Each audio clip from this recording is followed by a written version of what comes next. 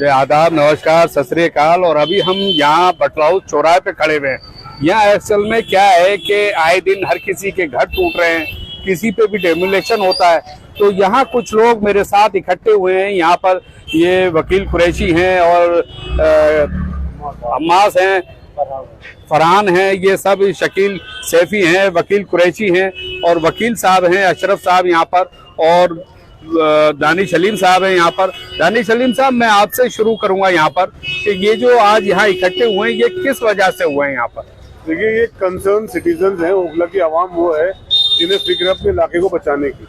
तो ये सब लोग घरों से निकल के आए हैं यहाँ डिस्कस करने के लिए कि ओखला में कब तक ये फिरौती का धंधा चलेगा। घर तोड़वाए जाने की फिरौती ली जा रही है और ये काम बाकायदा ऑर्गेनाइज माफिया यहाँ पे काम कर रहा है और लोगों के घर टूट रहे हैं, बाकायदा उससे पैसे लिए जा रहे हैं एमसीडी में कंप्लेंट करके। कोई एमसीडी में जाता है, कोई सुप्रीम कोर्ट जाता है कि पीछे जमुना के घर तोड़ दो। तो ओखला के हालात बद से बदतर होते जा रहे हैं और कहीं ना कहीं सारे हमारे अपने रिश्तेदार कोई ना कोई इफेक्टेड है, पीड़ित परिवार है। जैसे फ्लैट टूट गया तो बिल्डर तो चला गया, अब जिसने फ्लैट लिया वो बेचारा कहाँ जाएगा। और कुछ यहाँ ऐसे भी हादसे हुए कि जिनमें 5-5 साल से जो बिल्डिंग में लोग रह रहे थे उनके घर भी खाली करा के तोड़े गए।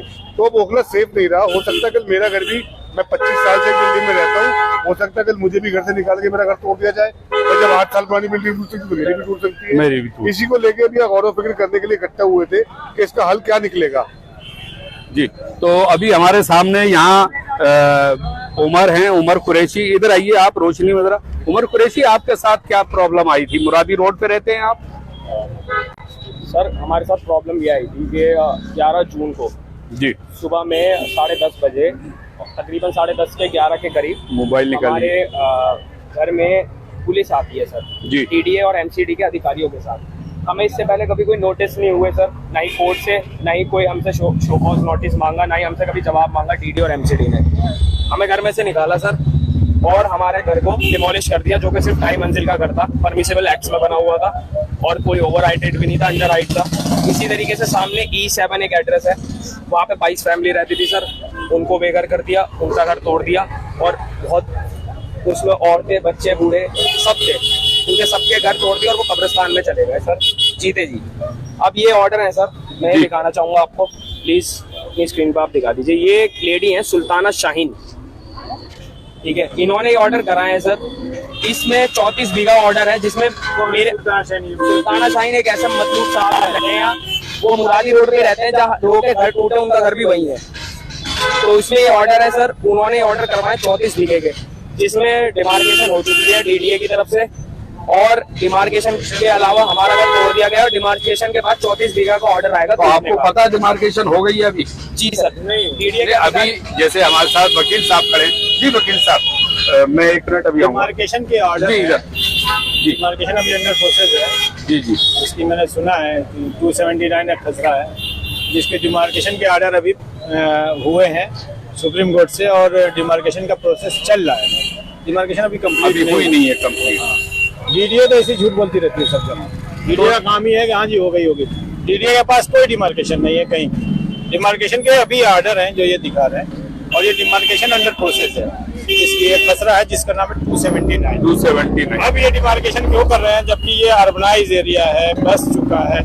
ये डिमार्केशन का क्या प्रोसेस है ये मुझे समझ में नहीं आ रहा था। ये सिर्फ मनगढ़ंत एक चीज है और इसका कोई भी सिर्फ परेशान करने की एक बात है, वरना किसी का कोई वो नहीं आबादी है। हम जो है देखा है तो हम हमारे पर पंजाब एक्ट लागू होता है। पंजाब एक्ट कहता है कि अगर कहीं भी आपकी 60% एंड अबव आबादी हो गई है तो वो आबादी regularise colony, unauthorise regularise colony का पार्ट माना जाएगा। और ये जाकिर नगर, बटला हाउस, अब ये एक रेगुलाइज कॉलोनी है। डीडीए ने भी इसे रेगुलाइज किया, अर्बन डेवलपमेंट ने भी बहुत पहले रेगुलाइज कॉलोनी कर दिया और बसावट तो यहाँ पे 100% है। मुझे तो नहीं लगता कि थोड़ी बहुत। यानी आप वकील हैं, पैसे से वकालत करते हैं, तो आपको नॉलेज जाहिर सी बात है ज्यादा होगी। और जो आम आदमी रह रहे हैं उन्हें इन चीजों की नॉलेज कम है। बिल्कुल बिल्कुल। यहाँ अगर इस तरह की कोई भी हरकत करता है, ये तो एक ब्लैकमेलिंग वाला धंधा है। लोगों का क्या है यहाँ पर कि पहले मैं ये कहता हूँ कि अगर आपका मान लीजिए मुझे उम्र से कोई दुश्मनी है या फिर इसका मेरा जमीन का कोई मैटर होगा तो मैं इस पर मालिकाना हक की दावेदारी करूंगा।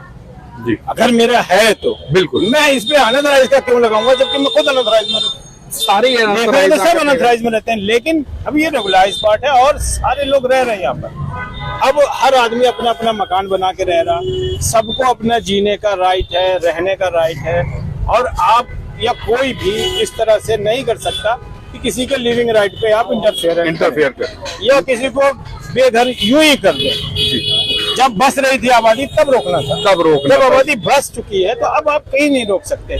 ये हमारा पंजाब एक्ट कहता है, क्योंकि हम ये पंजाब एक्ट के दायरे में आते हैं। इसलिए हम अगर इस तरह की हरकतें होंगी तो इन लोगों के ऊपर पूरा 420 का मुकदमा करेंगे, ब्लैकमेलिंग का, एक्सटॉर्शन का, और इनको जेल भेजेंगे। कोई भी हो, एनी पर्सन जो इस तरह की हरकत करेंगे, और भेजना ही चाहिए जिसको भी है। जी। ठीक है, इस तरह से आप किसी को डिस्टर्ब करो, ये कहीं किसी का राइट नहीं है। जी वकील साहब, मैं आता हूँ आपके पास। शकील से भी मेरे सामने खड़े हैं। जी शकील से भी आप क्या कहेंगे, जैसे ये लोग परेशान हो रहे हैं, आए दिन ये डेमोलेशन किसी न किसी की बिल्डिंग पे, घर पे हो जाता है, तोड़, इस पे आप क्या कहेंगे? देखिए, इलाके के लिए बहुत ही खतरनाक बात है, क्योंकि ये लोग अपने फायदे के लिए पूरे इलाके को खतरे में डाल रहे हैं। इनको ये लालची लोग हैं, ब्लैकमेलर हैं, जो भी लोग हैं ये गलत कर रहे हैं पूरे इलाके लिए। वो आप देख सकते हैं जो इलाके का काम डेवलपमेंट का चल रहा है वो आज की डेट में मेरे ख्याल से तकरीबन खत्म हो गया है। जो यहाँ पे लेबर तबका रहता था वो भी यहाँ से चला गया, क्योंकि यहाँ काम ही नहीं है, फ्लैट बिक नहीं रहे हैं, अब बनाने को कोई हिम्मत नहीं है किसी की।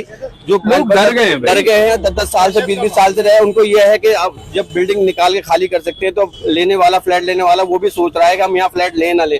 तो कोई बेचारा कोई रिटायरमेंट हो गया, अपने पैसे लाता है और वो जिंदगी कमाई लगाता है, और 1 मिनट में उसके साथ हादसा होता है, उसका सामान रोड पे होता है और कोई बोलने वाला नहीं होता। बड़े अफसोस की बात है। और ऐसे लोगों का लोग साथ देते हैं, ऐसे लोगों को तो लाते मारनी चाहिए, अपने पास बैठाना नहीं चाहिए। क्योंकि आप देखो गांव में भी अगर पंचायत होती थी तो ऐसे लोगों का हुक्का पानी बंद कर देते हैं। यहाँ पे सच को सच कहने वाला कोई नहीं है। अगर सही के साथ अगर सब लोग खड़े हो जाएंगे, अकेले की हिम्मत नहीं है, अकेला कोई गलत कर जाए, कोई इस तरह। देखिए, आज मेरी बारी है, कल को हो सकता है आपकी बारी हो, तो उससे पहले आपकी बारी आए, उससे पहले अगर हम मिलकर इस पर कदम उठाएंगे इंशाल्लाह, तो उनकी औकात नहीं है कि आवाम के साथ या 10 लाख की आवाज रहती है और वो 10-5 लोग यहाँ टिक जाएं। तो मेरी तो लोगों से अपील है, आप लोग अवेयर हो, ऐसे कुत्तों से, कमीनों से जो गलत काम करते हैं उनको मतलब हुक्का पानी बंद कर देना चाहिए। मेरी तो अपनी सोच है। और आप बिल्कुल सही बात।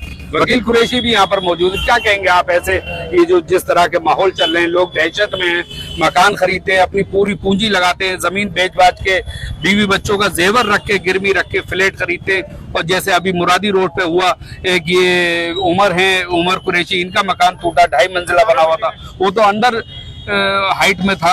और जो 22 फैमिली जो तोड़ी गई, 22 फैमिली बेघर कर दी गई, लोग मरने के बाद कब्रिस्तान जाते हैं, वो जिंदे के जिंदा अपना सामान लेके पहुंचे। तो क्या कहेंगे इस पे आप? देखो, ये बहुत दुखद कहानी है। ये हमारे ओखला के अंदर जो स्कीम चला रखी है ना भू माफियाओं ने, हमें सबसे पहले इसकी लगाम खींचनी पड़ेगी। और लगाम कौन खींचेगा? हमारे ओखला के सामाजिक लोग, चाहे पॉलिटिक्स के लोग हो, चाहे RW के लोग हो, चाहे आम जनता हो, चाहे इलाके के जिम्मेदार हो, सबको एक होना पड़ेगा, सबको एक साथ खड़ा होना पड़ेगा। और जो चटपूंजी 10-15-20 साल के, उन्होंने एक घंटा रोजगार का बना लिया, जैसे दहशत रोजगार का बना लिया। तो वकीलों को करना 50,000 रुपए में स्टे लिया ना, और जब आदमी बनाता है तो जमीन खरीदता है 1 करोड़ की, 2 करोड़ की, 1 करोड़ रुपया लगाता भी है।